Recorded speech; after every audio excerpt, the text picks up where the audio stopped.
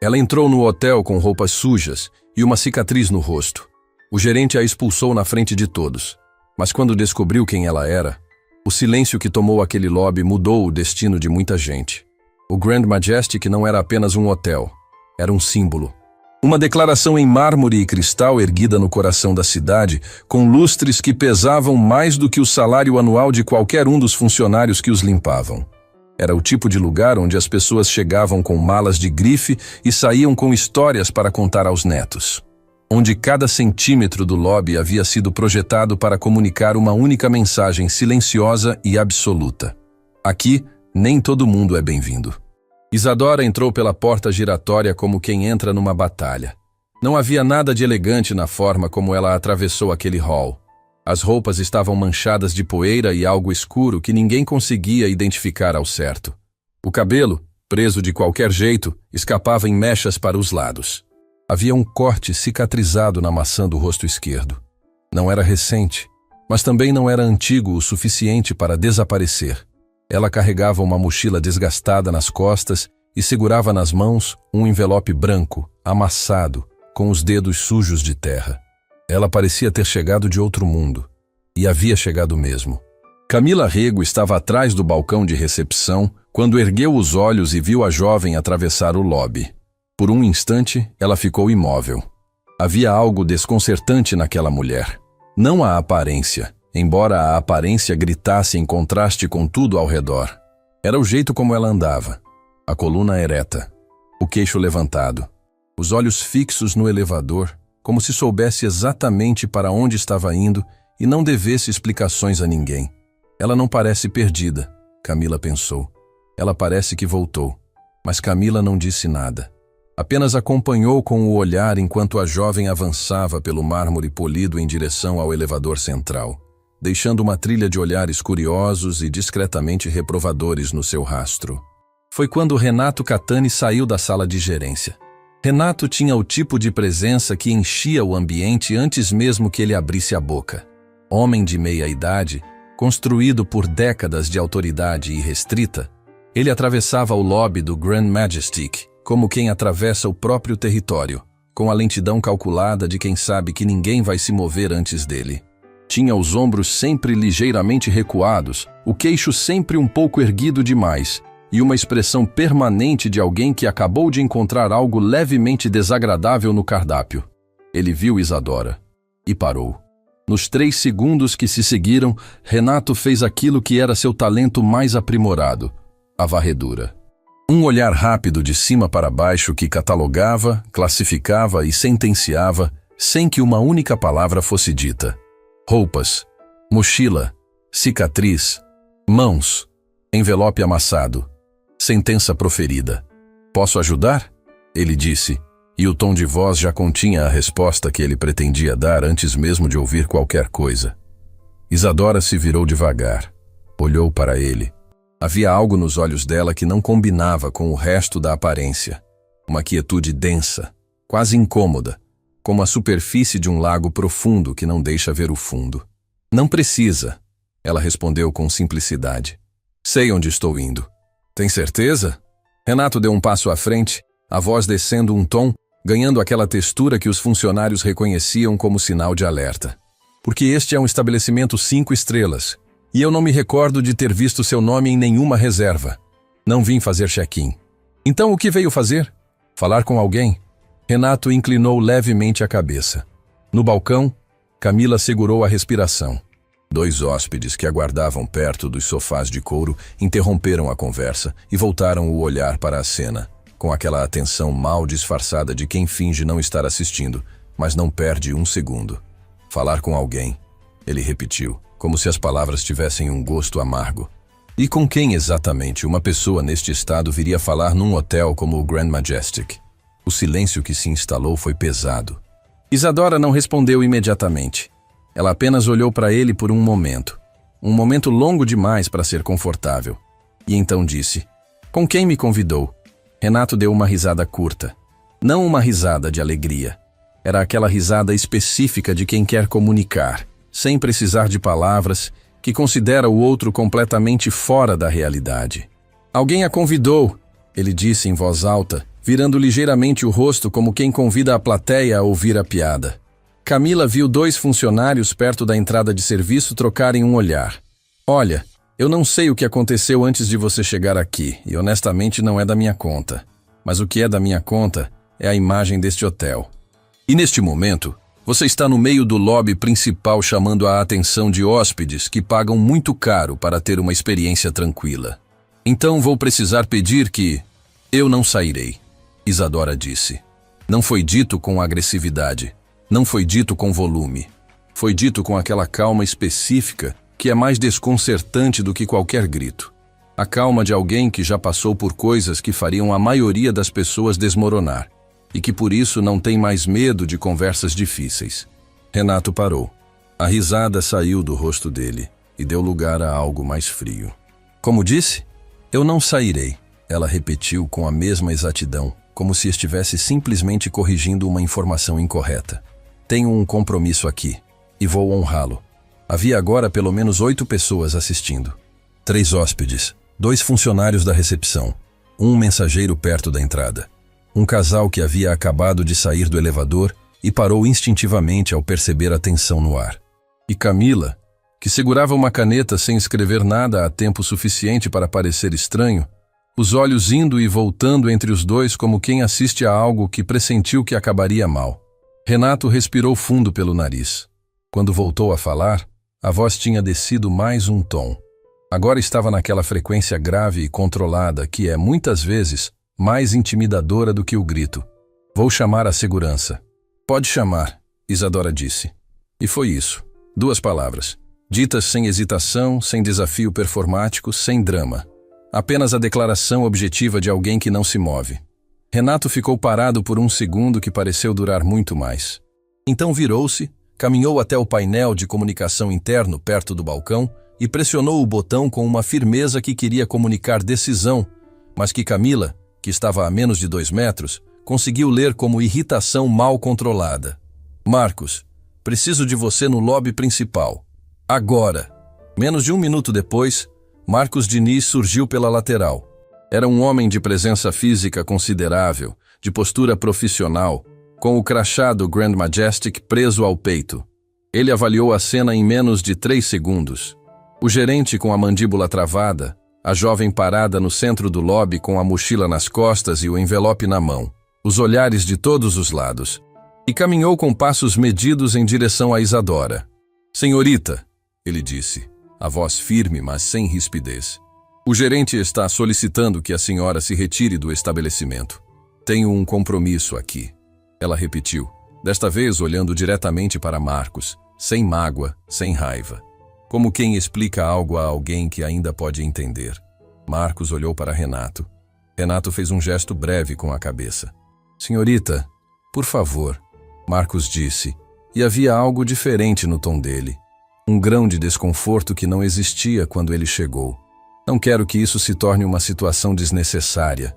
Também não quero, Isadora disse. E então, pela primeira vez desde que entrou, ela fechou os olhos por 1 segundo.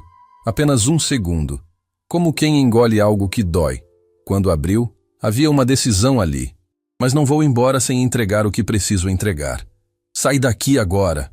A voz de Renato explodiu no lobby como um trovão num dia sem nuvens. Não foi um pedido. Não foi uma advertência. Foi um grito, alto, cortante, daquele tipo que faz as pessoas nas proximidades se encolherem instintivamente, mesmo quem não é o alvo. O casal que havia saído do elevador recuou um passo. Uma criança perto dos sofás agarrou a mão da mãe. Camila, atrás do balcão, sentiu o próprio coração dar um tranco. Isadora não recuou. Ficou exatamente onde estava, como se os pés dela tivessem raízes que desciam pelo mármore polido e chegavam à fundação do prédio. O envelope amassado continuava em suas mãos. E os olhos dela, aqueles olhos que tinham aquela quietude estranha desde o começo, estavam fixos em Renato com uma expressão que ele claramente não esperava encontrar. Não havia medo ali. Havia algo que ele não conseguia nomear, e isso o perturbou mais do que qualquer resposta que ela pudesse ter dado. Saiba bem o que está fazendo, ela disse, a voz baixa, destinada apenas a ele, mas o silêncio que havia tomado o lobby era tão absoluto que chegou a todos os ouvidos ao redor. O que eu sei, Renato disse, se aproximando um passo, a mandíbula tensa, é que você entrou no meu hotel sem reserva, sem convite verificado, sem qualquer condição de estar aqui, e está me dizendo o que fazer. Isso não vai acontecer. Não estou dizendo o que fazer, ela respondeu. Estou te avisando. A palavra pendurou no ar. Avisando. Renato abriu a boca para responder, mas algum instinto que ainda funcionava sob toda aquela arrogância construída ao longo de anos, fez ele pausar por meio segundo. Havia algo na forma como ela havia dito aquilo. Não com ameaça, não com raiva. Com a objetividade tranquila de quem conhece um fato que o outro ainda não descobriu. Mas o orgulho foi mais rápido do que o instinto. Marcos, ele disse virando o rosto. Escolta ela para fora, agora. Marcos se posicionou ao lado de Isadora, não a tocando, mas indicando claramente a direção da saída com o gesto do corpo. Isadora olhou para ele. Olhou para o elevador, tão perto, a apenas alguns metros. Olhou para o envelope nas próprias mãos. E então, fez algo que ninguém esperava. Ela sorriu. Não um sorriso de derrota. Não um sorriso de desafio. Era um sorriso pequeno, quase imperceptível. Daqueles que só aparecem no rosto de quem sabe algo que os outros ainda não sabem. Como quem aceita uma aposta com plena consciência de que vai ganhar. Ela se voltou na direção da saída e começou a caminhar. O lobby inteiro respirou, parte em alívio, parte em algo que não era exatamente alívio. Camila percebeu que estava com as mãos apertadas sobre o balcão, as articulações brancas. Não conseguia explicar por quê, mas havia uma sensação estranha pairando sobre tudo aquilo. A sensação de quem assiste uma peça e percebe, antes do intervalo, que o roteiro não vai para onde todos acham. Quando Isadora chegou à porta giratória, ela pausou. Sem se virar completamente de lado, onde apenas metade do rosto ficava visível para quem estava no interior do lobby, ela disse, com aquela voz baixa e precisa que cortava mais do que qualquer grito. O envelope que eu trouxe era para o senhor, Renato. Tinha documentos que o senhor precisava ver antes de amanhã. Uma pausa de 2 segundos, exata, cirúrgica. Mas tudo bem.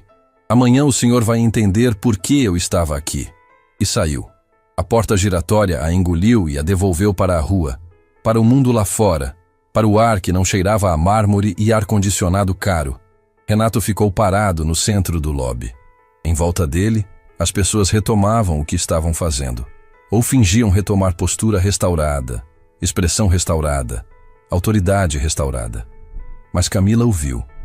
Viu o exato momento em que ele olhou para a porta giratória que havia parado de girar, e uma sombra passou pelo rosto dele, rápida, quase invisível, como a sombra de uma nuvem num dia de sol que some antes que você possa ter certeza se existiu.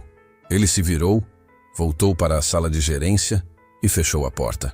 E Camila ficou sozinha atrás do balcão, com o coração acelerado sem razão clara, olhando para a porta giratória e pensando numa coisa que não conseguia tirar da cabeça. Aquela mulher não saiu derrotada. Aquela mulher saiu esperando. E havia uma diferença enorme entre as duas coisas. Naquela noite, enquanto o Grand Majestic se preparava para mais uma noite de hóspedes e serviços impecáveis, um telefone tocou numa cobertura a 3 quarteirões de distância. Quem atendeu ouviu uma voz cansada do outro lado da linha. Uma voz que não tinha dormido direito em dias. Uma voz que havia atravessado distâncias que a maioria das pessoas nunca atravessaria. Mãe, Isadora disse. Fiz o que você pediu. Tentei entregar pessoalmente. Ele não deixou. Houve uma pausa do outro lado.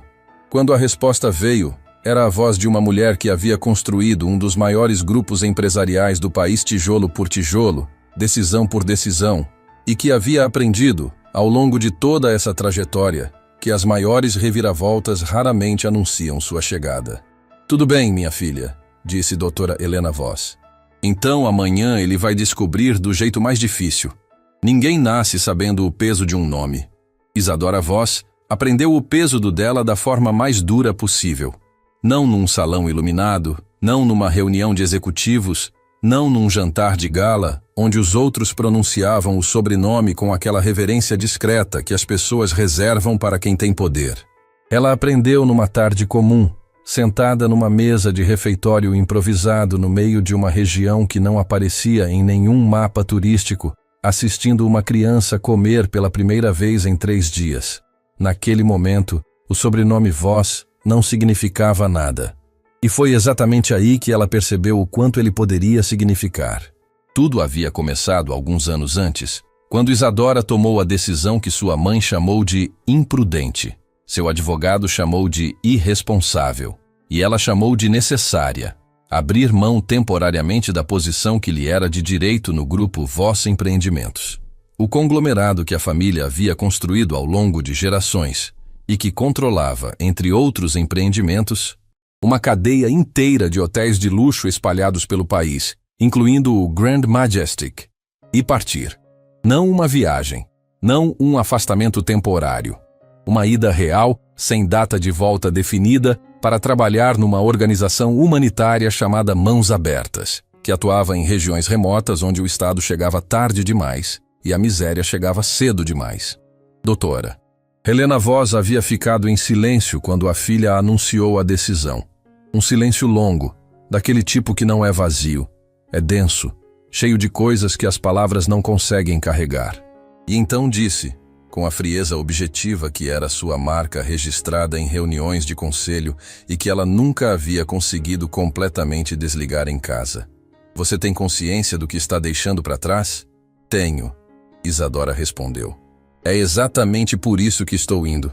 Helena não tentou impedi-la, não porque concordasse, mas porque havia algo no olhar da filha naquele dia que ela reconheceu. Uma firmeza que havia visto no espelho décadas antes, quando ela mesma havia tomado uma decisão que todos ao redor chamaram de loucura e que havia se tornado a pedra fundamental de tudo que construiu depois.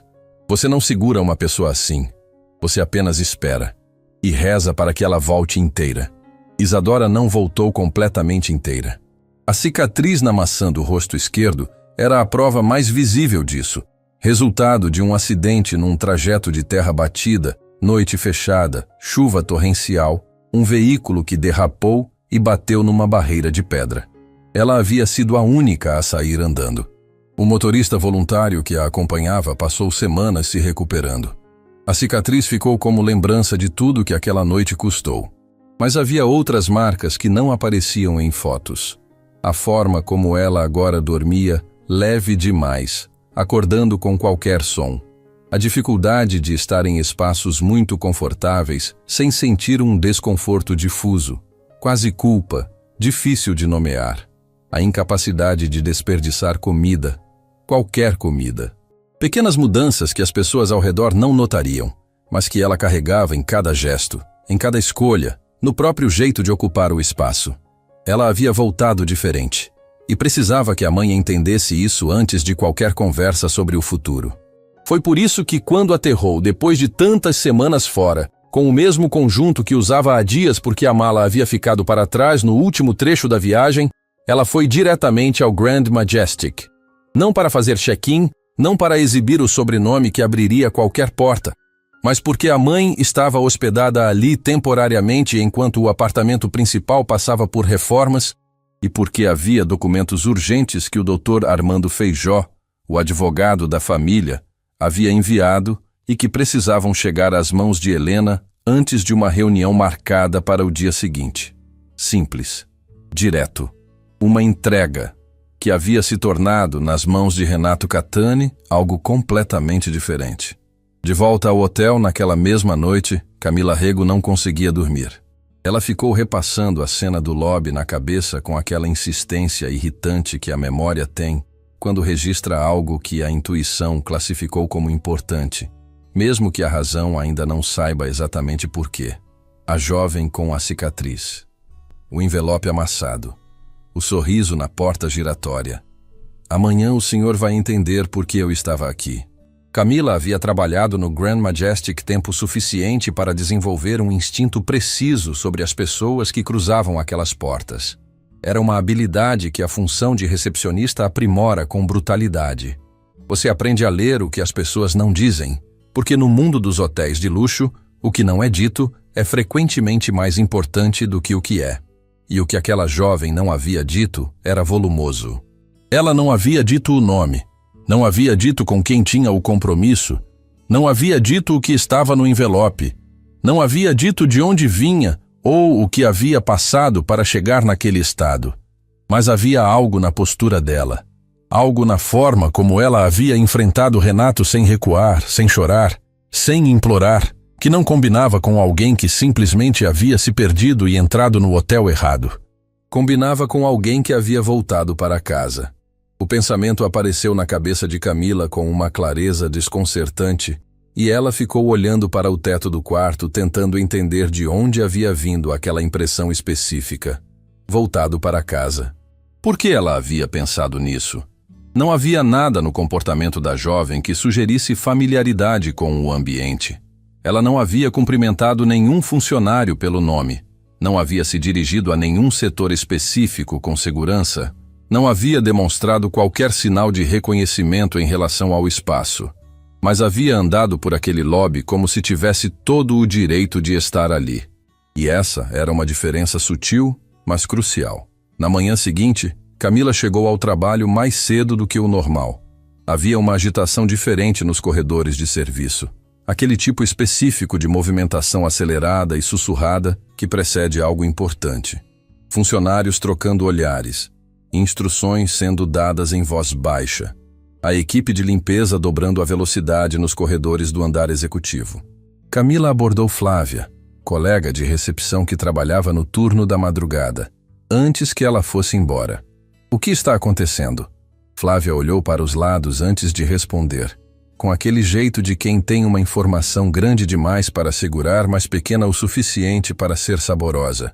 A cobertura do 12º foi reservada por inteiro, ontem à noite, em cima da hora. Por quem? Por um escritório de advocacia. Flávia fez uma pausa calculada. O Feijó em Associados. O nome não significou nada para Camila naquele momento. Ela apenas anotou mentalmente e foi para seu posto, com a sensação crescente de que o dia seria diferente. Ela não imaginava o quanto. Renato Catani chegou ao hotel naquela manhã com o passo firme de sempre, a expressão composta de sempre, a convicção inabalável de sempre de que tudo estava sob controle. Havia dormido bem. A situação do dia anterior estava encerrada. Uma estranha com roupas inadequadas havia tentado entrar no hotel, fora encaminhada para fora com eficiência. E o lobby havia voltado à normalidade em menos de 10 minutos. Exatamente como deveria ser. Era para isso que ele estava ali. Ele entrou na sala de gerência, colocou o café sobre a mesa, abriu o computador e encontrou o e-mail. Havia chegado às 23 horas da noite anterior. Horário incomum para comunicações do grupo Voss Empreendimentos, a grupo controlador que controlava o Grand Majestic e toda a cadeia de hotéis a qual ele pertencia. Renato abriu com a desatenção de quem espera encontrar uma circular administrativa. O remetente era o Dr. Armando Feijó. O assunto era: visita de Dra. Helena Voss. Protocolo de recepção e confidencialidade. Renato começou a ler. Parou no 3º parágrafo. Releu o 2º parágrafo. Voltou ao início. A cada linha, a temperatura do ambiente parecia cair 1 grau. Era como ler num idioma familiar, mas com um significado que ia se revelando diferente do que você esperava a cada palavra. Uma sensação de solo se movendo debaixo dos pés, lenta e inexoravelmente.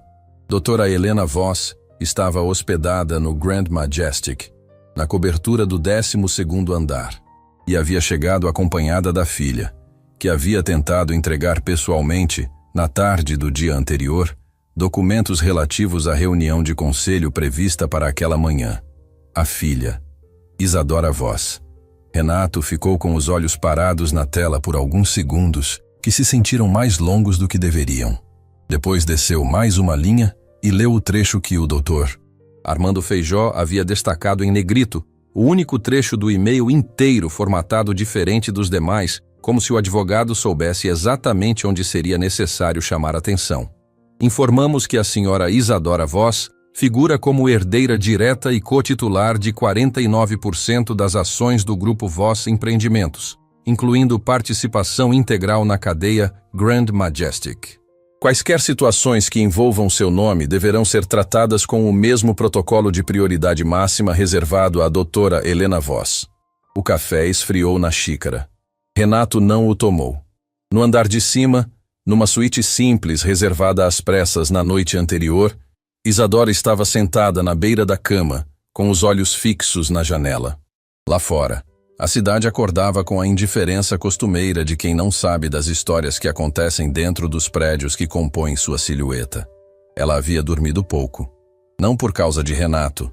O que havia acontecido no lobby não a perturbava da forma como perturbaria a maioria das pessoas. Perturbava por outra razão, mais funda, mais antiga, porque aquele tipo de cena não era novo para ela. Não era a primeira vez que alguém olhava para a aparência dela e decidia, sem mais informações, o que ela valia. Não seria a última, mas havia algo diferente desta vez. Desta vez, as consequências não seriam apenas dela. Ela pegou o celular e releu a última mensagem da mãe, enviada de madrugada. A reunião começa às 10. Você precisa estar presente, não como minha filha, como co-titular. Isadora ficou olhando para aquelas palavras por um longo tempo. Então digitou a resposta. Estarei lá, do jeito que sou. Enviou. Colocou o celular na mesinha. Olhou para o espelho na parede oposta.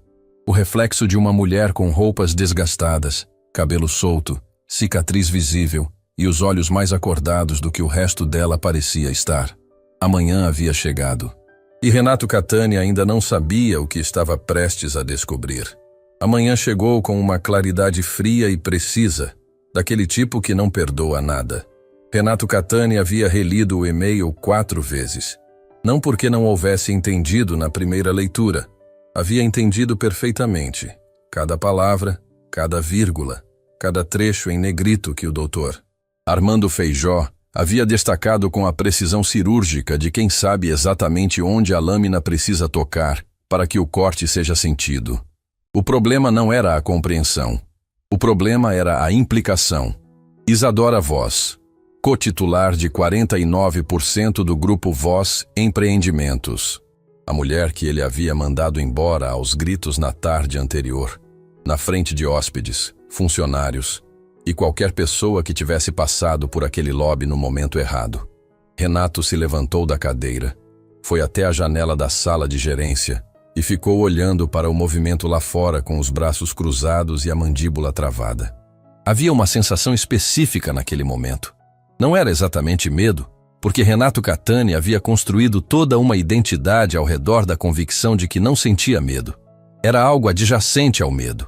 Algo que se instalava no peito como pressão, como o peso de uma coisa que você empurrou para longe e que voltou com o dobro da velocidade.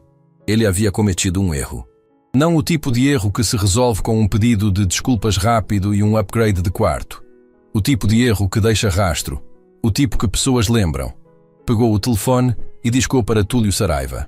Túlio Saraiva era o diretor executivo do grupo Voss Empreendimentos.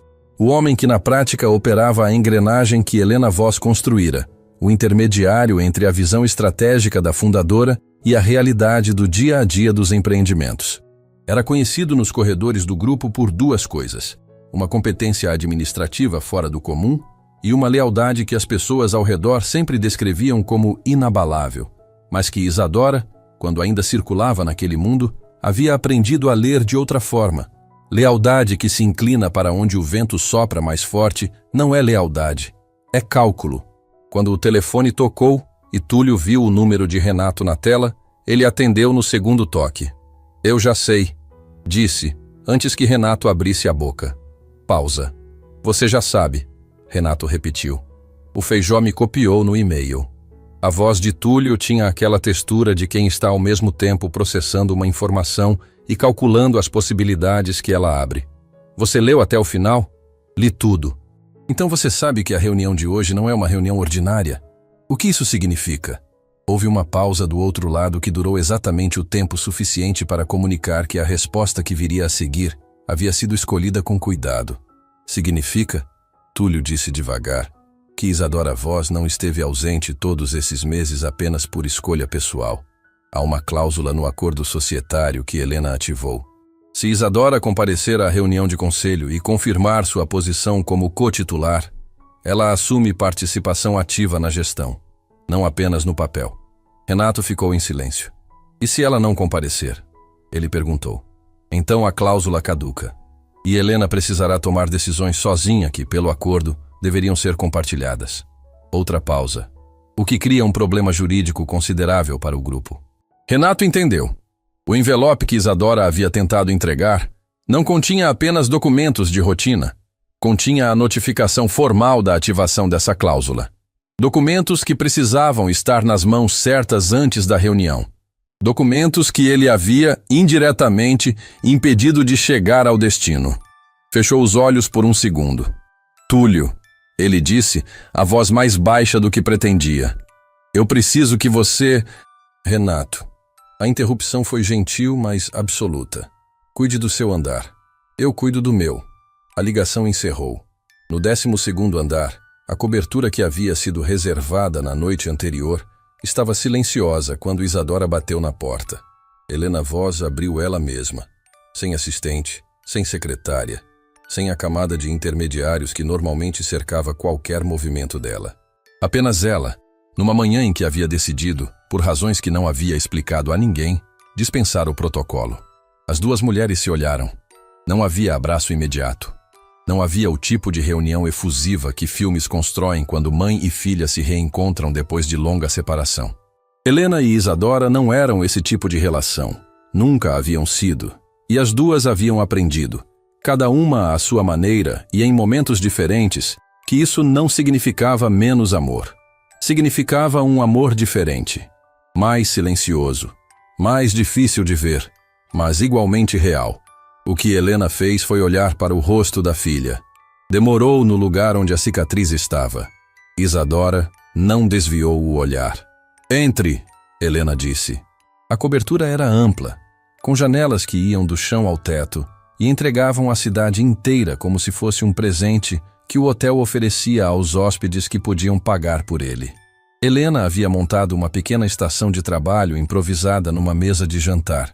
Documentos organizados em pilhas precisas, um laptop aberto, 2 xícaras de café que haviam esfriado.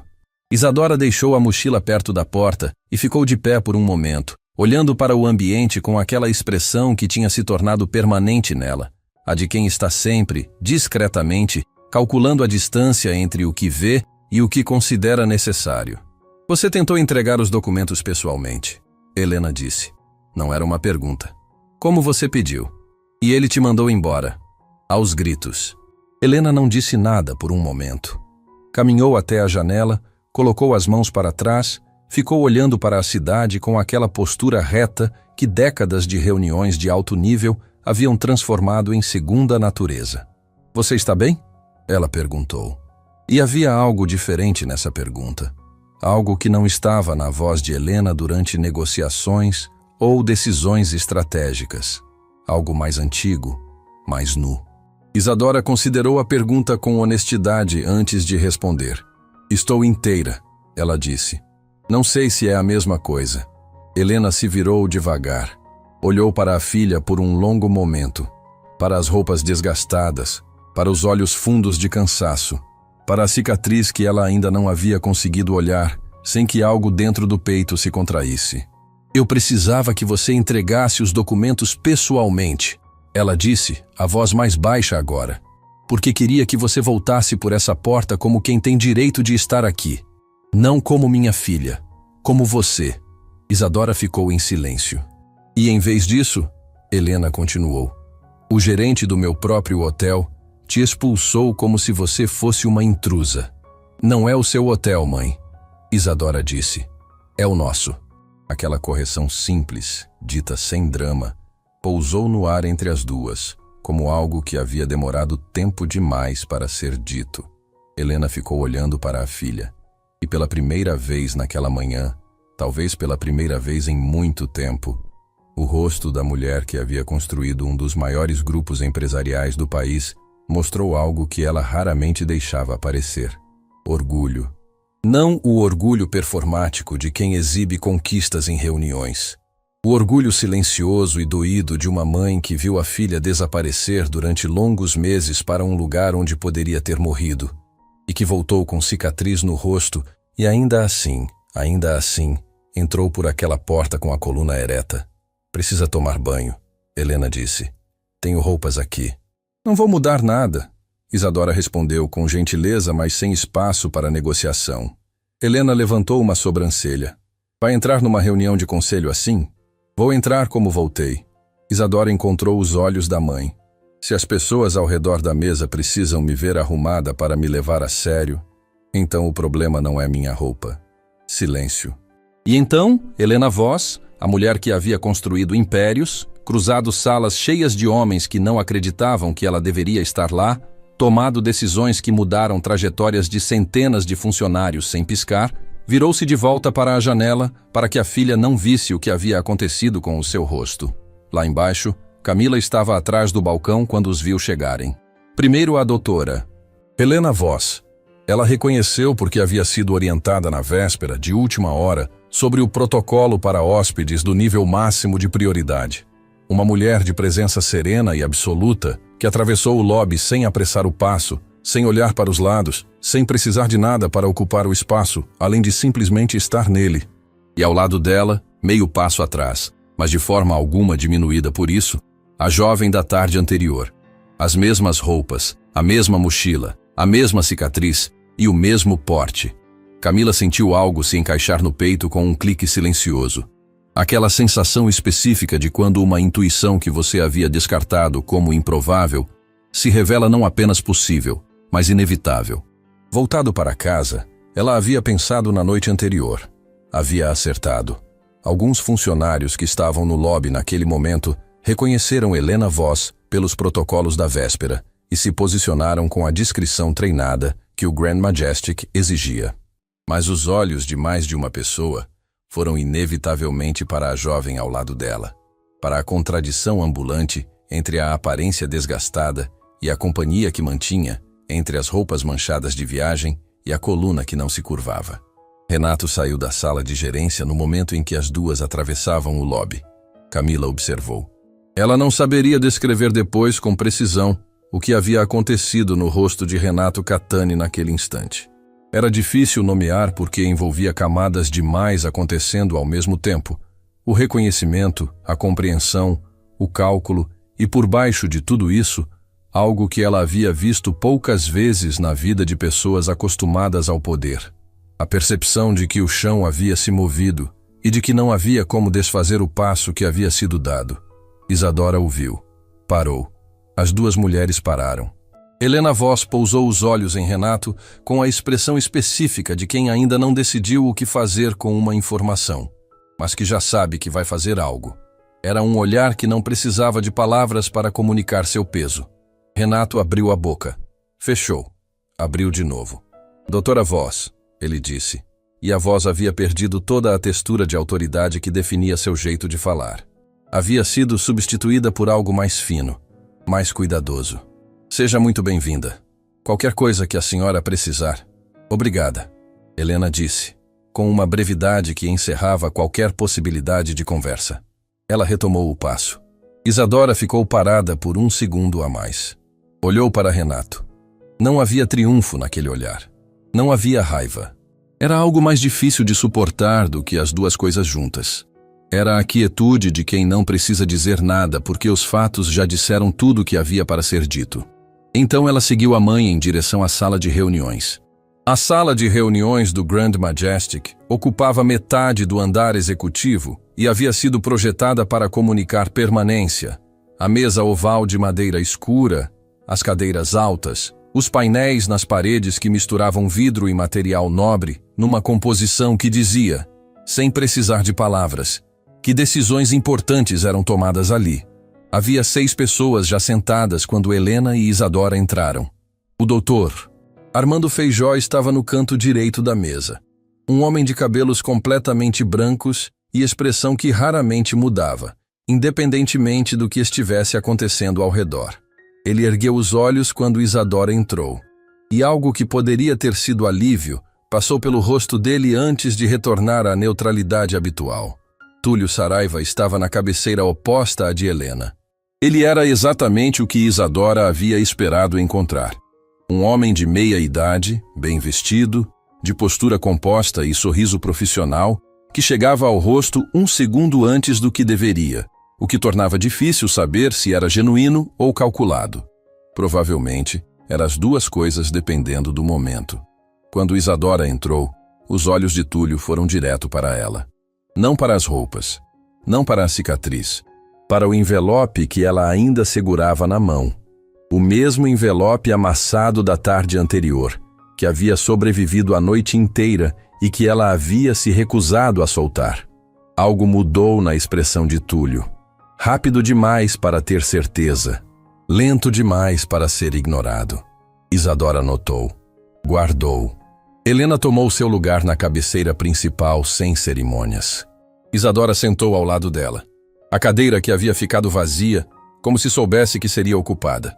O doutor Feijó abriu a reunião com a formalidade precisa de quem conhece o peso de cada palavra que está prestes a pronunciar. Esta reunião foi convocada para confirmar a ativação da cláusula 7 do Acordo Societário do Grupo Voz Empreendimentos, que prevê a entrada formal de Isadora Voz como cogestora ativa do grupo. Ele fez uma pausa e olhou para cada rosto ao redor da mesa antes de continuar. Para que a cláusula seja ativada, é necessária a entrega formal dos documentos de notificação e a presença física da cotitular na reunião de conselho. Ambas as condições foram... Ele olhou brevemente para Isadora. Cumpridas. Túlio Saraiva abriu as mãos sobre a mesa. Com todo o respeito, Armando, ele disse, a voz medida. Houve uma irregularidade no processo de entrega dos documentos. A notificação formal não foi recebida dentro do prazo estabelecido pelo acordo, o que significa que, tecnicamente, a cláusula pode ser contestada. O silêncio que se instalou na sala tinha uma textura diferente do silêncio comum. Era o silêncio de pessoas que sabem que algo importante está prestes a ser decidido e que estão, cada uma à sua maneira, calculando o que essa decisão significa para elas. Isadora colocou o envelope sobre a mesa. Abriu devagar. Retirou os documentos com cuidado. Folhas que haviam sobrevivido a uma viagem longa, a uma expulsão humilhante, a uma noite numa suíte reservada em cima da hora, e os deslizou pela superfície polida da mesa na direção do Dr. Feijó. Os documentos estavam comigo ontem à tarde. Ela disse, a voz clara e precisa como uma linha reta. Tentei entregá-los aqui, neste prédio, a tempo. Fui impedida pelo gerente deste hotel. Uma pausa de 2 segundos. Um gerente que, pelo que entendo, responde a este conselho. O peso daquela frase pousou sobre cada pessoa na sala de forma diferente. Feijó examinou os documentos com a atenção meticulosa de quem precisa ter certeza antes de falar. Túlio manteve a expressão composta, mas Isadora viu claramente, o momento em que os dedos dele, pousados sobre a mesa, pressionaram 1 milímetro a mais contra a madeira. Um gesto pequeníssimo, quase invisível, quase. Os documentos estão completos, Feijó disse, erguendo os olhos. E a tentativa de entrega dentro do prazo está registrada. Ele olhou para Túlio. A contestação não tem respaldo. Túlio Saraiva ficou em silêncio por um momento. Depois sorriu. E foi esse sorriso, aquele sorriso que chegava ao rosto um segundo antes do que deveria, que fez Isadora entender, com uma clareza que fez o estômago se contrair, que aquilo não havia sido apenas uma objeção procedimental. Havia sido um teste. Túlio havia querido ver se ela recuaria. Havia querido ver se, depois de tudo que havia passado, a viagem, o cansaço, a humilhação no lobby, a noite mal dormida, ela ainda teria em pé a firmeza necessária para sentar naquela cadeira e não sair dela. E acabara de descobrir a resposta. Bem-vinda de volta, Isadora, ele disse. E havia algo naquele bem-vinda que não era boas-vindas de forma alguma. Era o reconhecimento de um adversário. Isadora o olhou nos olhos por um momento longo o suficiente para que a mensagem chegasse. Eu sei o que você é. Depois virou o rosto para a pauta da reunião e disse com aquela voz baixa e precisa que Camila havia ouvido no lobby na tarde anterior e não havia conseguido tirar da cabeça. Podemos começar. Algumas verdades não chegam como trovão. Chegam como água, devagar, silenciosas, infiltrando-se pelas frestas que você nem sabia que existiam, até que um dia você olha para baixo e percebe que o chão onde estava pisando não é mais sólido, que nunca foi. Isadora aprendeu isso anos antes, quando ainda acreditava que os problemas tinham sempre um rosto visível, que a ameaça chegava pela porta da frente, com barulho suficiente para você se preparar. Havia aprendido da forma mais difícil que as ameaças mais perigosas chegam sorrindo. A reunião de conselho havia durado horas. Não havia sido um encontro de rotina. Cada item da pauta carregava um peso específico, e Isadora havia percebido, bem antes da metade, que aquela reunião havia sido montada com uma arquitetura cuidadosa. A ordem dos temas, a forma como certas informações eram apresentadas, os números que apareciam antes de outros números, havia uma lógica subjacente que não era imediatamente óbvia, mas que ela foi lendo com a paciência de quem aprendeu, em meses de trabalho em campo, que o que não é dito importa tanto quanto o que é.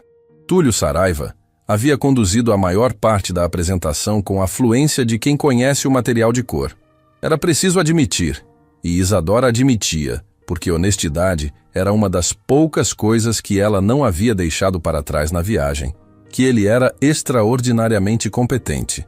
Cada número na ponta da língua, cada projeção fundamentada, cada resposta chegando antes que a pergunta terminasse. Mas havia um setor que ele havia apresentado com uma velocidade levemente diferente dos outros.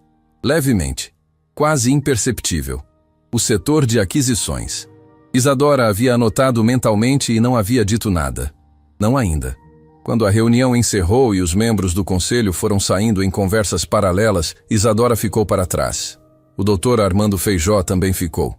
Era um homem que havia aprendido, ao longo de décadas de advocacia para famílias com património e segredos em proporções semelhantes, que as conversas mais importantes raramente acontecem durante as reuniões. Acontecem depois, quando as gravatas são afrouxadas e as máscaras pesam mais do que deveriam. Ele se sentou ao lado de Isadora enquanto os últimos conselheiros saíam pela porta.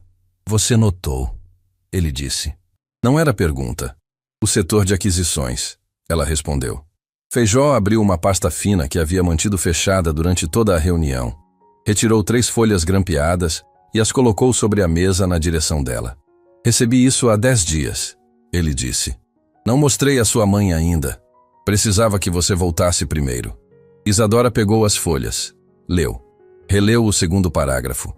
Havia um contrato de aquisição, preliminar, ainda em fase de negociação, referente a um conjunto de terrenos numa região específica onde o Grupo Voz possuía projetos de expansão previstos para os próximos anos. Uma negociação que, pelo que os documentos indicavam, havia sido iniciada há alguns meses, justamente durante o período em que Isadora estava fora e a cláusula societária ainda não havia sido ativada. O comprador, formalizado através de uma empresa intermediária com nome fictício, era um grupo controlador cujo rastro societário levava, depois de 2 ou 3 camadas de documentação, a um único nome: Túlio Saraiva. Isadora ficou com os olhos parados naquele nome por um momento. Não havia surpresa.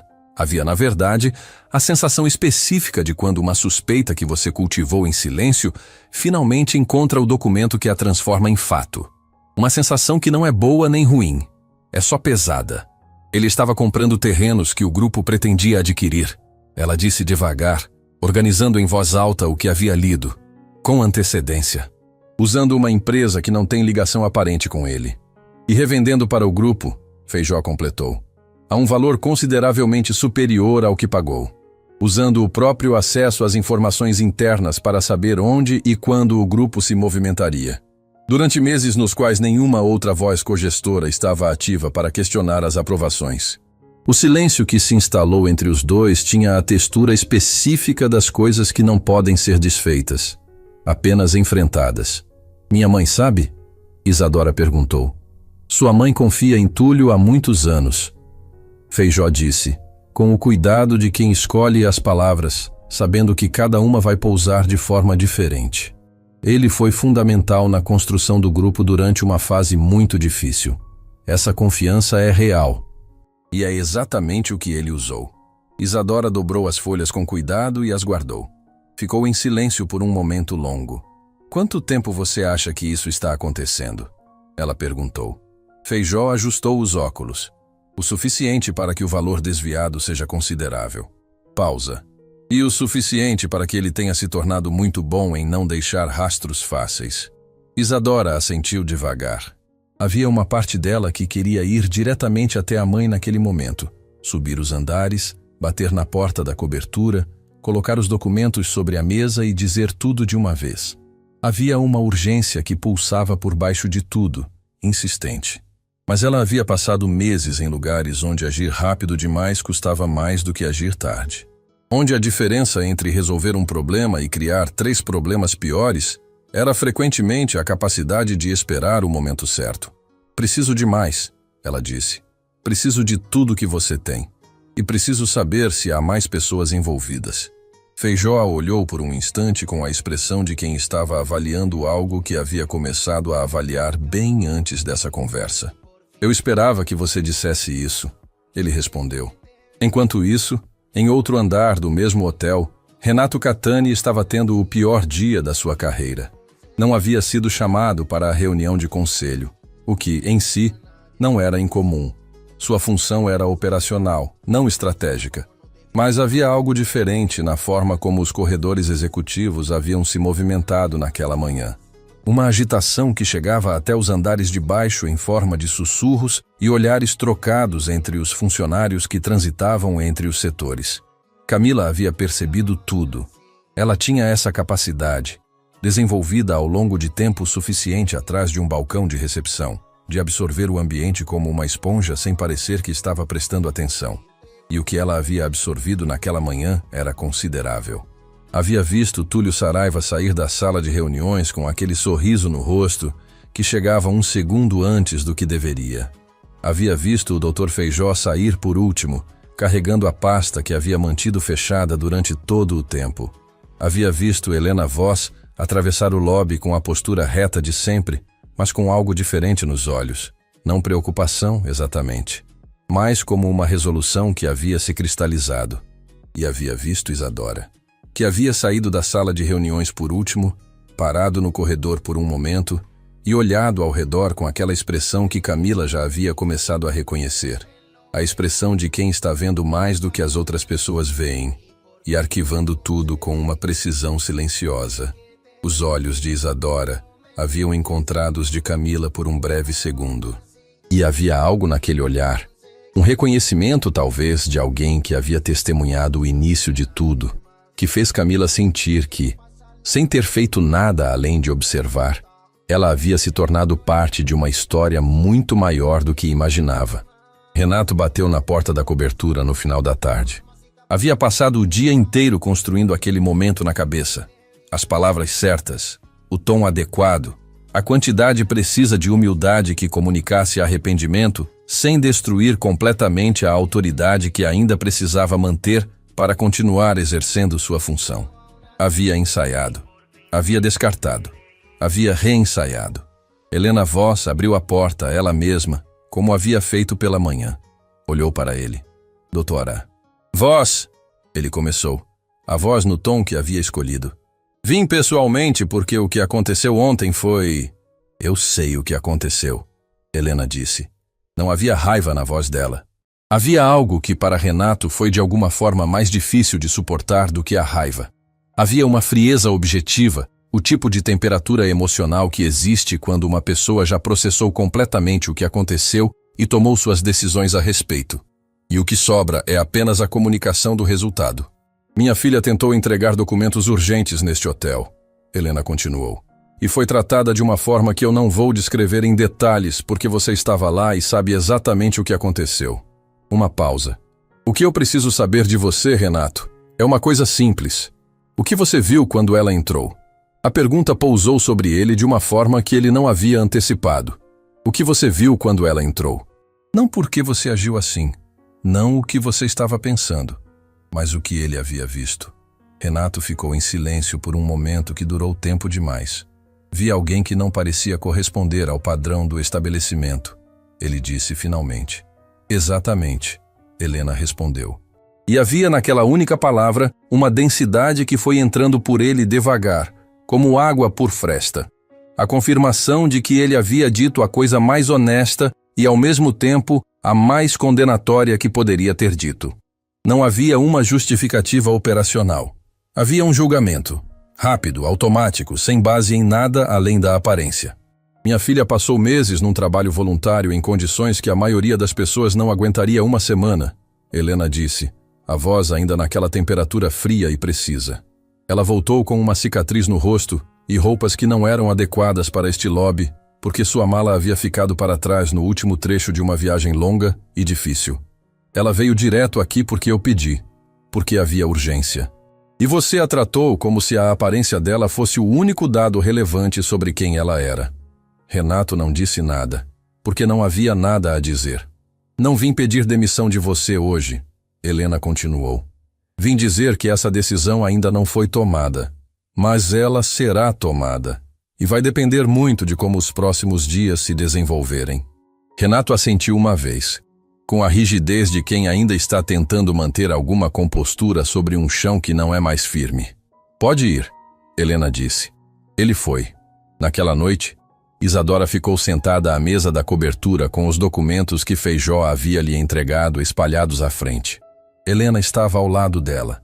E havia sido Isadora quem havia contado tudo, com a mesma calma objetiva com que havia entrado no lobby na tarde anterior, porque havia aprendido que certas verdades precisam ser ditas inteiras, de uma vez, sem amenizar os ângulos. Helena havia ouvido tudo sem interromper. Quando Isadora terminou, ficou em silêncio por um longo momento. Depois disse uma coisa que Isadora não esqueceria. Sabe o que me dói mais nisto tudo? Helena perguntou, os olhos fixos nos documentos sobre a mesa. Não é o dinheiro, não é a traição profissional. Ela ergueu os olhos para a filha. É que enquanto eu confiava nele, eu poderia ter prestado mais atenção em você. O ar na sala ficou diferente. Isadora olhou para a mãe, para os cabelos que tinham mais branco do que a última vez que as duas haviam estado naquela proximidade, para as mãos que seguravam os documentos com uma firmeza que escondia, mas não completamente, um tremor que não era físico. Mãe, ela disse, a voz saindo mais baixa do que pretendia. Eu sei. Helena respondeu. Eu sei. E pela primeira vez desde que Isadora havia voltado, desde a porta giratória, desde a cicatriz, desde o envelope amassado, desde tudo, as duas ficaram em silêncio ao mesmo tempo, lado a lado, sem que nenhuma precisasse de mais palavras. Porque algumas coisas pesadas demais para carregar sozinha ficam exatamente do tamanho certo quando duas pessoas as carregam juntas. Há um momento específico antes de qualquer confronto verdadeiro. Não é o momento do grito, nem o momento da acusação, nem o momento em que as verdades finalmente saem pela boca de quem as carregou por tempo demais. É o momento anterior a tudo isso, silencioso, tenso, invisível para quem está do lado de fora, quando uma pessoa decide, com toda a clareza que a dor e a raiva permitem, exatamente como vai agir. Isadora havia passado a noite inteira nesse momento. Não havia dormido. Não havia tentado.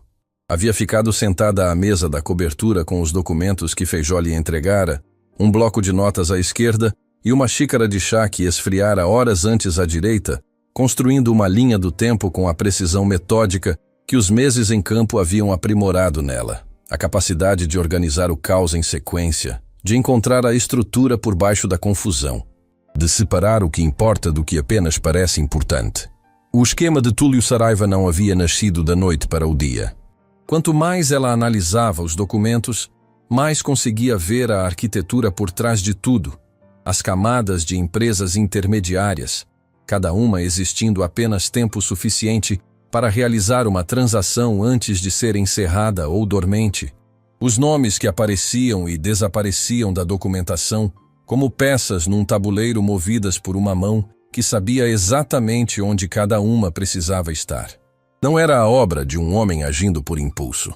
Era a obra de alguém que havia planejado durante tempo suficiente para acreditar que era seguro, que havia construído distância suficiente entre o próprio nome e os atos para se sentir intocável, que havia esperado, com a paciência calculada de quem conhece o funcionamento interno de uma organização melhor do que qualquer auditoria externa poderia revelar. Pelo momento em que nenhuma outra voz estivesse ativa para questionar o que estava sendo feito. O momento em que Isadora havia partido. Ela fechou os olhos por um segundo. Não de culpa. Havia feito as pazes com essa parte difícil da história. A missão havia sido necessária. A escolha havia sido real. Mas havia uma dor específica em perceber que sua ausência havia sido usada. Que alguém havia olhado para o espaço que ela deixou e visto não uma perda, mas uma oportunidade. Abriu os olhos, pegou o bloco de notas, escreveu um nome no centro da página e começou a traçar linhas. De manhã cedo, antes que o hotel acordasse completamente, Camila chegou ao seu turno e encontrou uma mensagem no sistema interno direcionada à recepção. Protocolo de atendimento especial para a suíte do 12º, solicitando que qualquer comunicação para os hóspedes daquele andar fosse tratada exclusivamente por ela. A solicitação havia sido feita às 4 da manhã, pelo nome de Isadora Voss. Camila ficou olhando para a tela por um momento. Depois respirou fundo, ajustou o crachá e assumiu o posto com a sensação de quem recebeu uma responsabilidade sem que ninguém explicasse exatamente o que ela envolvia. Menos de uma hora depois, o telefone da recepção tocou. Camila, disse a voz do outro lado, direta, sem preâmbulo.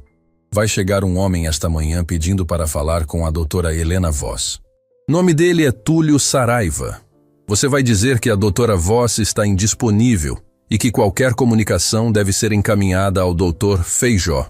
Entendido, Camila respondeu. E havia algo na própria resposta que a surpreendeu. A ausência de hesitação, a naturalidade com que ela havia aceitado aquela instrução de uma mulher que há 2 dias havia sido expulsa daquele mesmo hotel. Obrigada, Isadora disse.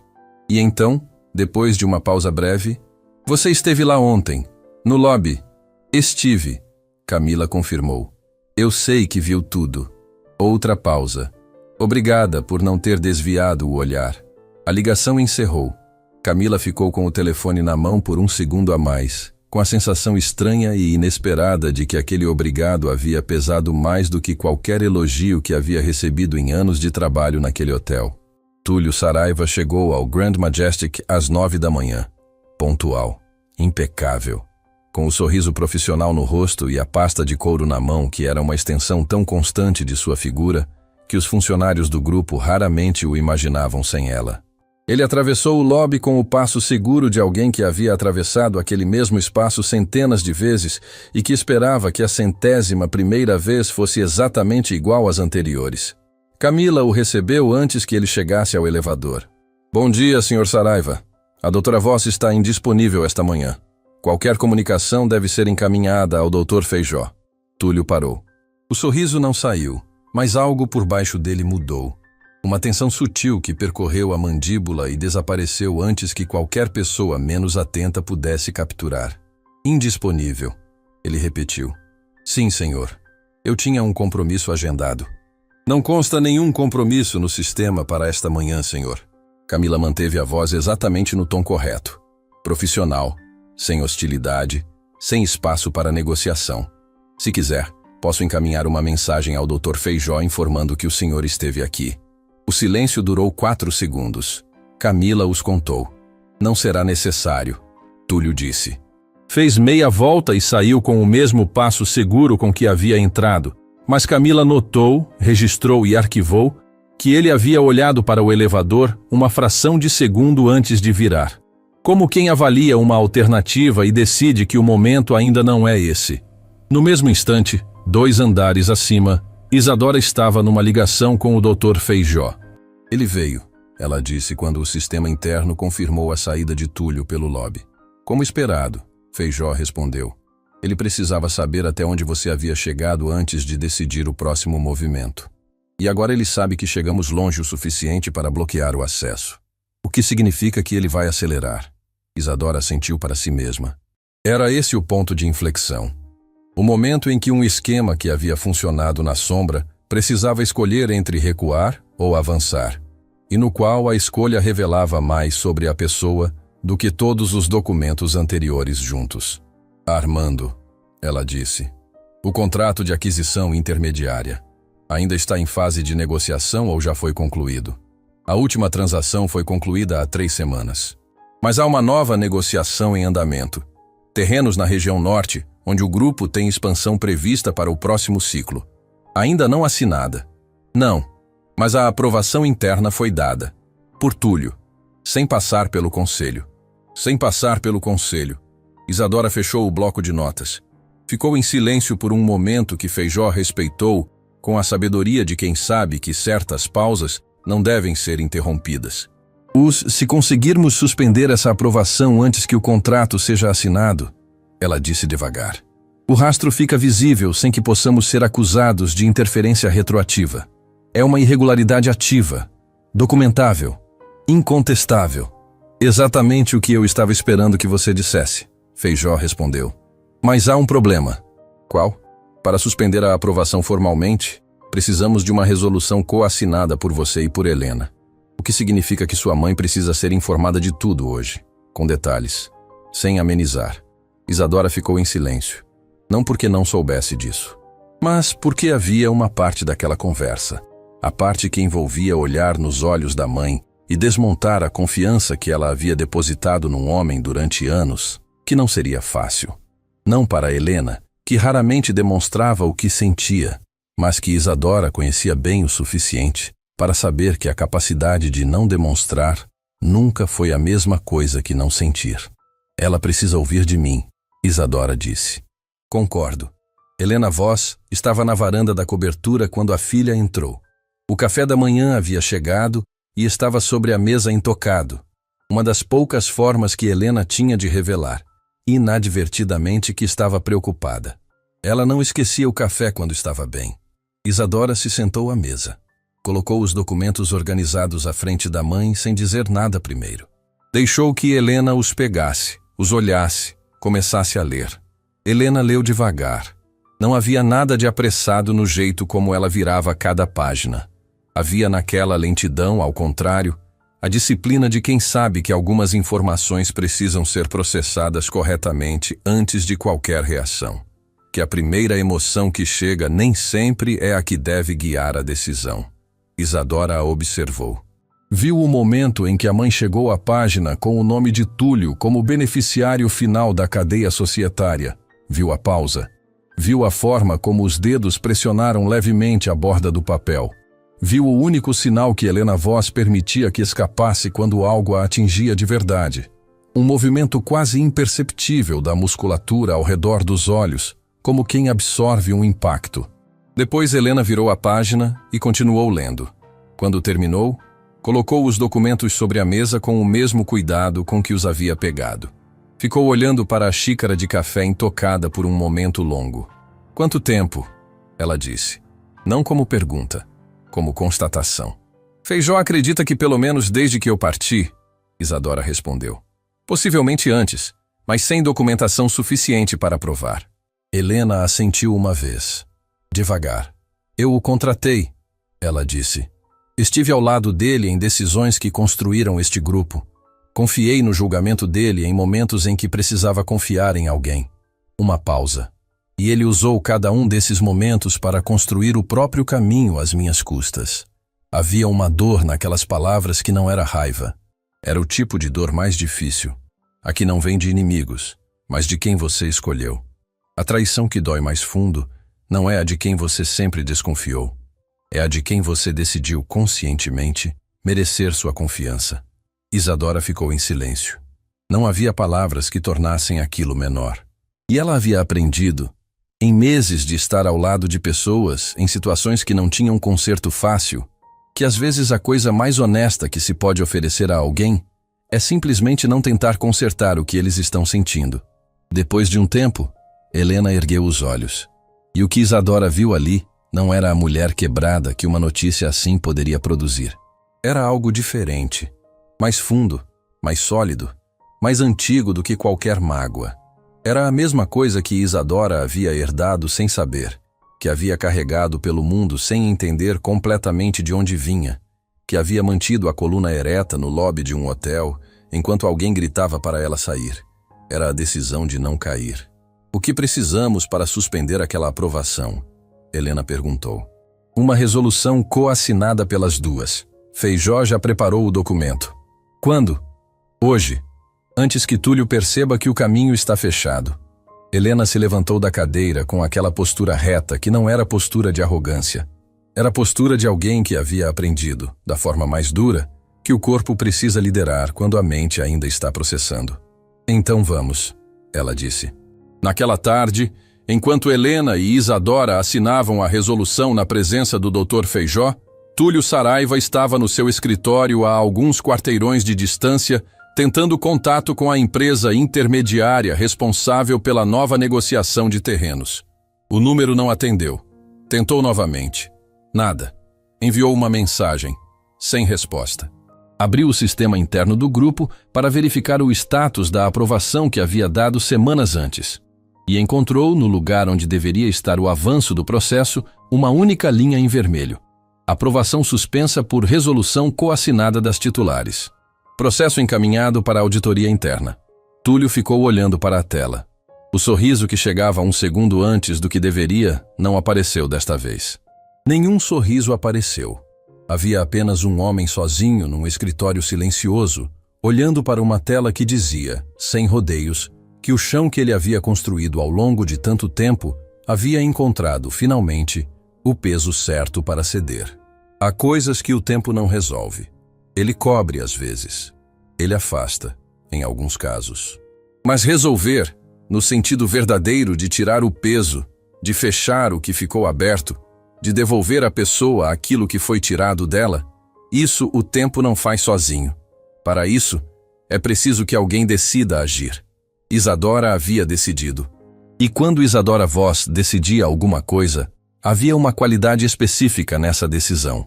Não a pressa impulsiva de quem age por raiva, mas a firmeza tranquila de quem age porque é necessário, porque é certo, porque há pessoas que dependem de que seja feito, mesmo que nunca saibam que foi feito por ela. Havia aprendido isso numa região distante, numa tarde em que o calor era pesado demais e os recursos eram leves demais, quando uma das coordenadoras da Mãos Abertas, uma mulher de cabelos grisalhos e mãos que pareciam ter carregado o mundo por décadas, havia olhado para ela e dito algo que ficou gravado com a precisão de uma inscrição. Você não precisa ser aplaudida para ter feito a coisa certa. Às vezes, a coisa certa acontece em silêncio. E o silêncio é suficiente. Isadora havia carregado aquela frase pelos meses seguintes. Havia carregado pelo acidente. Havia carregado pela cicatriz. Havia carregado pelo lobby de um hotel, onde um homem gritou para ela sair como se ela não tivesse nenhum direito de estar ali. E estava carregando agora, enquanto descia pelo elevador do Grand Majestic, com a mãe ao lado, e o Dr. Feijó 2 passos atrás, em direção à sala onde Túlio Saraiva havia sido convocado para uma reunião que ele ainda não sabia que seria diferente de todas as outras. A convocação havia chegado pelo sistema interno do grupo, formal, direta, assinada pelas 2 titulares, sem explicação de pauta, sem tom de urgência artificial. Apenas a notificação objetiva de hora e local, que era em si mesma uma mensagem para quem soubesse ler. Túlio soube. Ele chegou ao Grand Majestic pela 2ª vez naquele dia com o mesmo passo seguro de sempre.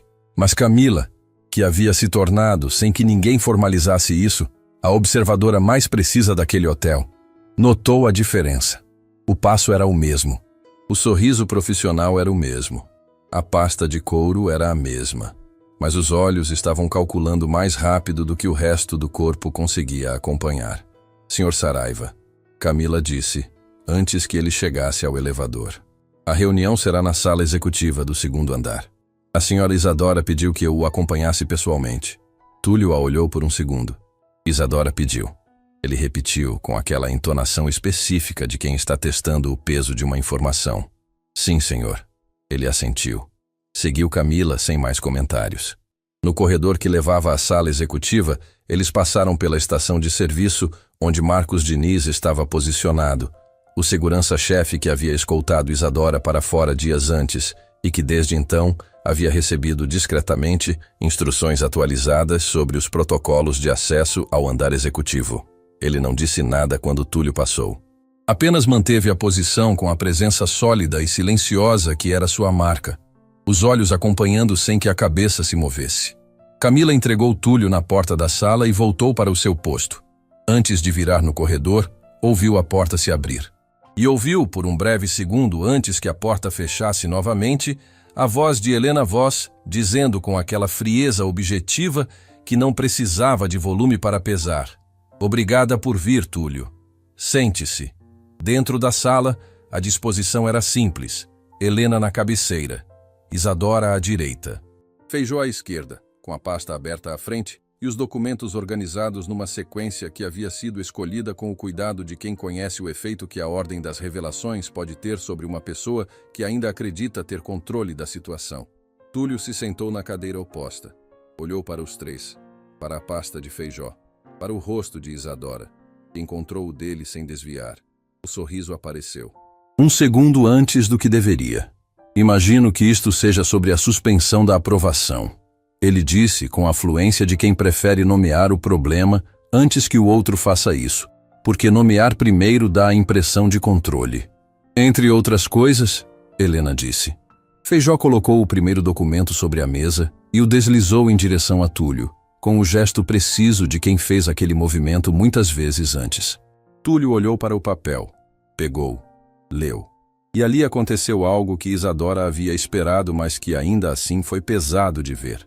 O momento em que o rosto de um homem acostumado a manter a compostura encontra uma informação grande demais para ser completamente contida. Não houve colapso, não houve grito, houve apenas uma fração de segundo em que algo por baixo da superfície se moveu, como o tremor imperceptível que antecede um desmoronamento. Isto é uma interpretação, ele disse colocando o documento sobre a mesa com uma calma que custou mais do que parecia. É um rastro. Feijó respondeu. Documentado, verificado e suficientemente claro para qualquer instância que precisarmos acionar. Eu tomei decisões dentro das minhas atribuições como diretor executivo. A aprovação da aquisição estava dentro do meu escopo. A aprovação estava, Isadora disse. Era a primeira vez que ela falava desde que Túlio havia entrado. E havia algo no contraste entre o silêncio anterior e aquela fala direta que mudou a temperatura da sala.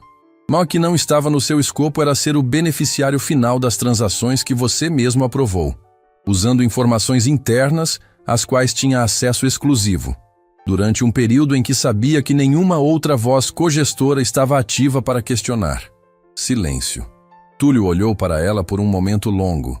Você esteve fora, ele disse. E havia algo naquele comentário que não era apenas uma observação. Era uma acusação disfarçada de fato. Você abandonou. Você deixou. Você não estava aqui. Isadora não recuou. Estive, ela confirmou. E quando voltei, com roupas que não eram adequadas para este lobby e uma cicatriz no rosto que não estava lá quando saí, fui tratada como intrusa no meu próprio hotel, por um gerente que responde a este grupo. Uma pausa de 2 segundos. Você sabia que eu havia tentado entrar no dia anterior à reunião de conselho? A pergunta pousou sobre a mesa como algo com peso físico. Túlio ficou em silêncio. Sabia. Isadora repetiu, e desta vez não era pergunta. Renato Catani não agiu apenas por julgamento próprio. Ele recebeu, semanas antes, uma orientação sua sobre protocolos de acesso ao hotel para pessoas sem reserva confirmada. Uma orientação genérica o suficiente para ter negação plausível, mas específica o suficiente para que alguém com o perfil que eu tinha naquele dia fosse barrado automaticamente. O silêncio de Túlio era agora de natureza diferente. Não era mais o silêncio de quem está calculando o que dizer. Era o silêncio de quem percebe que o chão que achava sólido foi na verdade construído sobre algo que não aguentaria esse peso. Helena havia ficado em silêncio durante toda essa parte da conversa.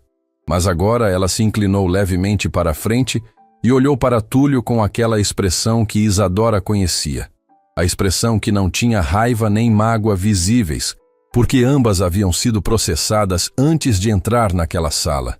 E o que restava era apenas a clareza absoluta de quem já tomou sua decisão. Você trabalhou ao meu lado por anos, Helena disse. Esteve presente em momentos em que eu precisava de alguém presente. Contribuiu para construir algo que eu não havia conseguido sozinha. Isso é real.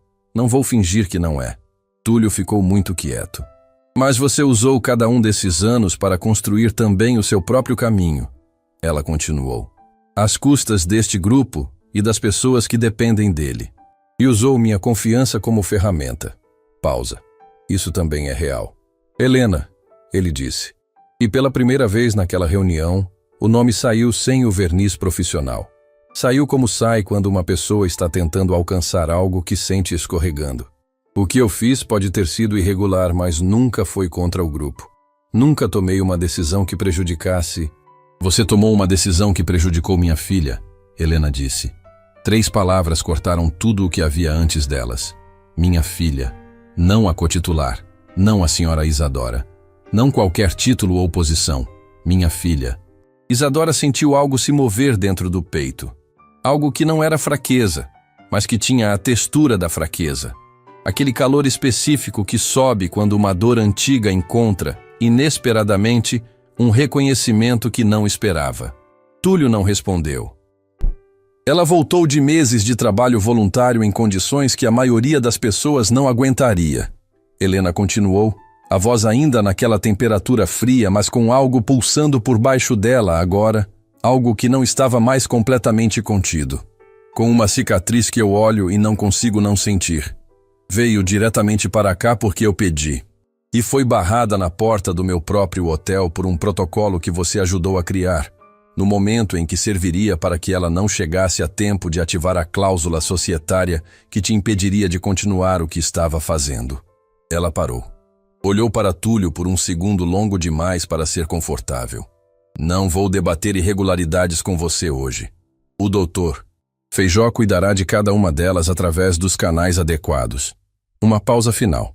O que eu precisava que você soubesse olhando nos meus olhos é que eu entendo exatamente o que foi feito. E por quem? Túlio ficou imóvel. E então, num gesto que Isadora não esperava, que não estava no roteiro de nenhuma das versões que havia imaginado para aquela conversa, ele colocou as mãos sobre a mesa. Abriu os dedos. Um gesto que era, de alguma forma, o oposto de tudo que ele havia sido naquela sala até aquele momento. Eu sei o que fiz, ele disse, baixinho, sem o sorriso, sem o cálculo. Apenas um homem que havia construído algo às custas erradas e que agora precisava, pela primeira vez, existir do lado de fora daquela construção. E sei que não há o que dizer que mude isso. Feijó abriu a pasta e colocou o último documento sobre a mesa. Há um caminho que evita instâncias externas, ele disse, com a objetividade de quem está oferecendo uma saída não por generosidade, mas porque é o caminho que protege melhor o grupo e todas as pessoas que dependem dele. Exige a devolução integral dos valores e a transferência imediata das participações societárias das empresas intermediárias para o grupo, bem como a renúncia formal ao cargo. Túlio olhou para o documento, não leu imediatamente. Ficou olhando para ele como quem olha para o reflexo de uma escolha que levou tempo demais para chegar e que agora não tinha mais como ser adiada. Depois pegou a caneta. Mais tarde, quando o elevador desceu e as portas se abriram no lobby principal, Isadora saiu com a mãe e o Dr. Feijó num silêncio que não era vazio. Era do tipo que existe depois que algo muito grande termina e as palavras ainda não encontraram o tamanho certo para o que aconteceu. Renato Catani estava no lobby. Havia sido avisado por uma mensagem breve do próprio doutor Feijó, que precisaria estar disponível naquela tarde. Ele estava parado perto do balcão com a postura de sempre, mas havia algo diferente nele. Uma rigidez específica de quem passou dias carregando o peso de uma decisão que não era sua tomar. Helena parou na frente dele. A decisão sobre sua posição aqui estava pendente, ela disse. Tomei essa decisão. Renato ficou quieto. O que você fez com minha filha não foi apenas um erro de julgamento, Helena continuou. Foi o reflexo de uma forma de enxergar pessoas que não têm lugar num estabelecimento que carrega o nome desta família. Pausa. Mas há uma diferença entre você e Túlio Saraiva. Você agiu por arrogância. Ele agiu por cálculo. E essa diferença importa. Renato esperou. Você continuará no cargo, Helena disse. Com condições. A primeira delas, você já sabe. A segunda, ela virou levemente o rosto na direção de Camila, que estava atrás do balcão e que havia ficado absolutamente imóvel durante toda a cena. é que a senhora Camila Rego será promovida à supervisão de atendimento ao hóspede, com reporte direto à gestão executiva. A partir de hoje. Camila sentiu o coração parar. Depois sentiu as mãos esfriarem.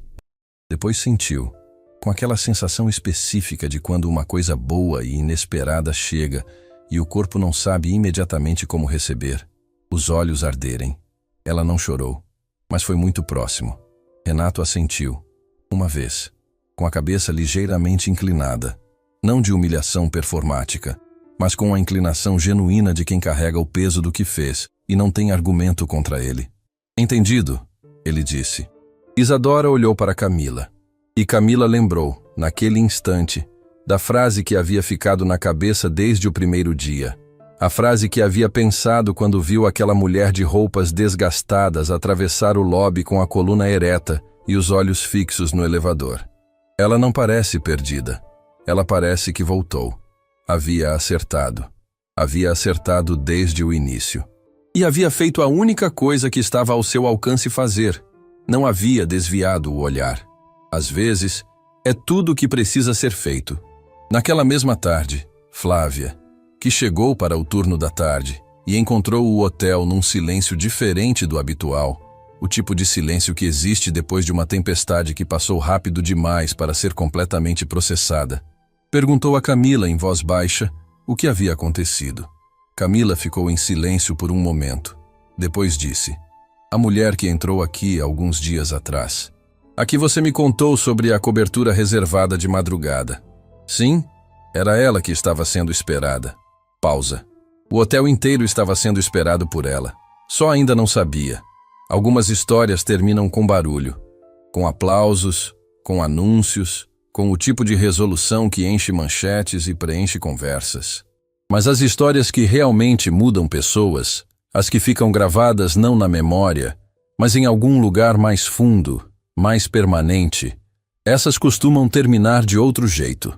Terminam em silêncio, em gestos pequenos que carregam pesos enormes, em palavras ditas baixinho, entre duas pessoas, num ambiente onde ninguém precisa aplaudir porque o que aconteceu é grande demais para caber em aplauso. Semanas depois de tudo que havia acontecido naquele hotel, Isadora voltou ao Grand Majestic. Não pela porta dos fundos, não pelo corredor de serviço, pela mesma porta giratória por onde havia saído dias antes com um sorriso que ninguém havia entendido, e que agora ela atravessou com as mesmas roupas simples que havia se recusado a trocar, porque havia decidido, desde aquele dia na varanda com a mãe, que não mudaria quem era para ocupar espaços que sempre haviam sido seus. O lobby estava como sempre, o mármore polido, os lustres. O ar que cheirava a algo caro e controlado. Mas havia algo diferente. Camila estava atrás do balcão, não mais na recepção de base, mas na posição de supervisão, com um crachá novo que ainda parecia ligeiramente irreal para ela toda vez que abaixava os olhos e o via. Quando ergueu o rosto e viu Isadora atravessando o hall, ficou parada por um segundo. Isadora caminhou até o balcão. As duas se olharam. Não havia muita coisa a dizer. E talvez fosse exatamente isso que tornava aquele momento tão pesado de uma forma boa. Daquele tipo raro que não pesa para baixo, mas para dentro, como algo que se instala e fica. "Como está sendo?" Isadora perguntou. Camila considerou a pergunta com honestidade. "Diferente", ela respondeu. "Do bom jeito." Isadora assentiu. "Você não desviou o olhar", ela disse. "No primeiro dia. Quando todo mundo ao redor escolheu não ver, você viu. Uma pausa. Isso importou mais do que você imagina." Camila sentiu a garganta apertar com aquela pressão específica de quando uma emoção grande encontra um espaço pequeno para sair. "Eu só fiz o que parecia certo", ela disse. "É exatamente isso", Isadora respondeu. "É sempre exatamente isso."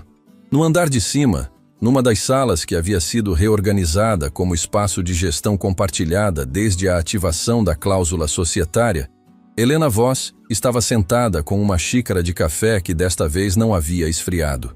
Quando Isadora entrou, ela ergueu os olhos.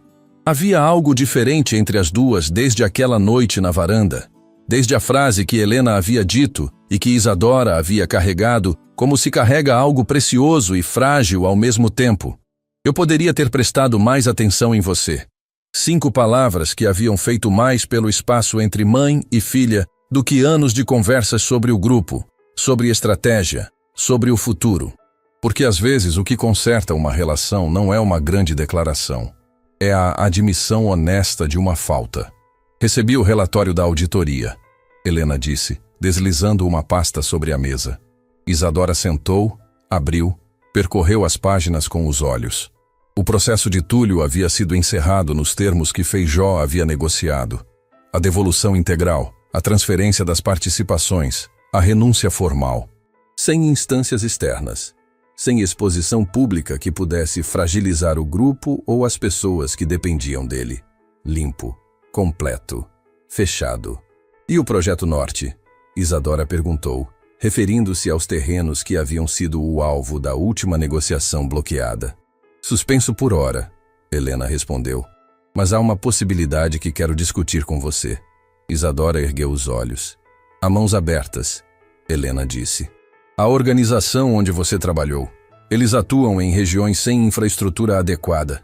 Ela abriu outra pasta. Parte daqueles terrenos no norte poderia ser destinada a um projeto de desenvolvimento comunitário. Uma parceria entre o grupo e a organização. Não como marketing, como compromisso real. O silêncio que se instalou foi de um tipo específico. Era o silêncio de quando 2 histórias que caminharam separadas por tempo demais finalmente encontram o ponto onde se cruzam. Isadora olhou para a mãe e viu, pela segunda vez desde que havia voltado, aquele orgulho silencioso e doído que Helena raramente deixava aparecer, mas que desta vez não havia sido escondido a tempo. Foi ideia sua, Isadora disse. Não era pergunta. Foi ideia sua, Helena corrigiu suavemente. Eu só finalmente aprendi a prestar atenção. Mais tarde, naquele dia, Isadora saiu do hotel pela mesma porta giratória e ficou parada na calçada por um momento. A cidade seguia com a indiferença costumeira de sempre. Pessoas passando, carros. O tipo de movimento constante que não para nenhuma história, não importa o tamanho dela. Ela colocou a mão no bolso e encontrou pelo tato um pedaço dobrado de papel, uma página arrancada do bloco de notas daquela noite em que havia ficado até o amanhecer traçando linhas e organizando o caos em sequência. Havia uma frase no centro da página, escrita na própria letra, que havia colocado ali sem saber exatamente por quê. Você não precisa ser aplaudida para ter feito a coisa certa. Ficou olhando para aquelas palavras por um momento. Pensou na mulher de cabelos grisalhos que as havia dito numa tarde distante, num lugar que não aparecia em mapas turísticos, enquanto uma criança comia pela primeira vez em dias. Pensou na cicatriz que havia ganhado numa estrada de terra numa noite de chuva e que havia decidido desde o começo não esconder. Pensou no lobby de mármore e no grito que havia atravessado o ar como algo projetado para diminuir e que havia encontrado, ao invés da diminuição esperada, uma coluna que não se curvou. Pensou na mãe dizendo minha filha, numa sala onde só havia executivos e documentos, e o peso de anos de distância que finalmente havia encontrado um caminho de volta.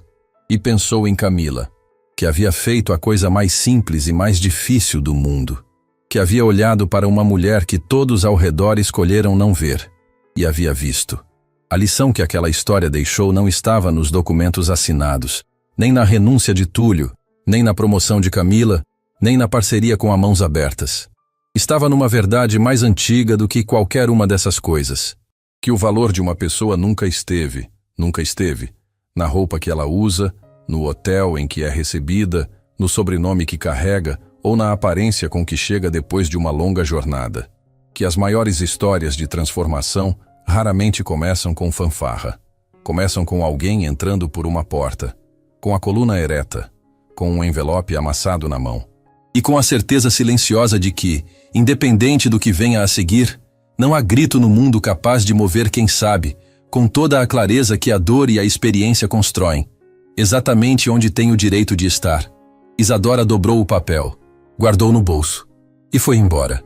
Não como a mulher que havia sido expulsa, como a mulher que havia voltado e que, desta vez, não precisaria mais de nenhuma porta giratória para confirmar isso.